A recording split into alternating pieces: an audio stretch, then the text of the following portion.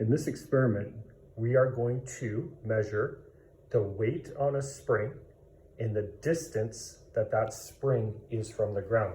Mr. Smith's going to put various weights on, and we're going to measure the bottom of that spring to the nearest centimeter. So in our table, we notice that our first number is 200 grams. Mr. Smith will put 200 onto the weight, or the weight onto the spring, and let's see where that bottom of the spring is.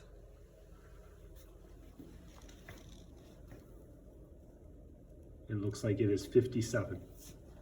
So in our table, 200 grams causes the distance from the ground to be 57. Our next measure, 700 grams. A 500 and a 200 together give us 700. And notice this spring is closer to the ground, which is the bottom of the desk in this case, and to the nearest centimeter. We look like we are at 36.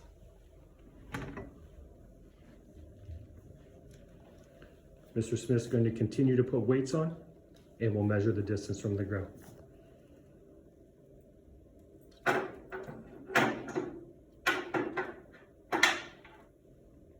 $50 grams.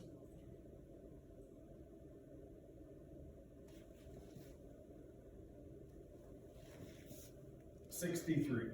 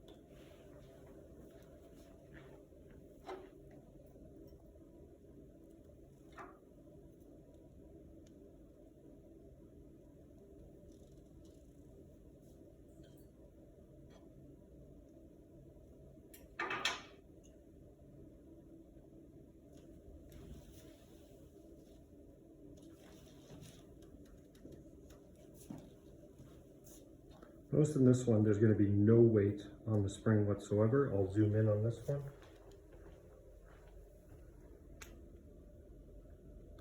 The bottom of that spring is 65 centimeters from the top of the desk.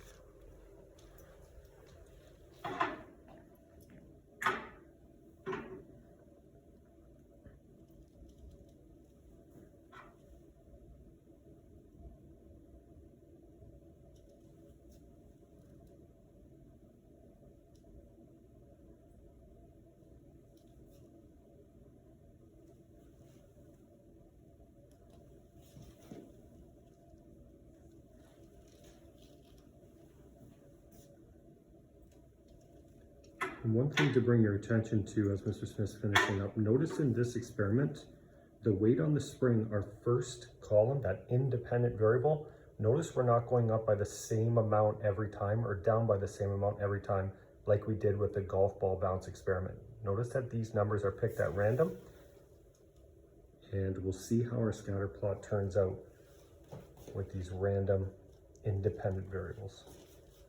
Last one, Mr. Smith, 500.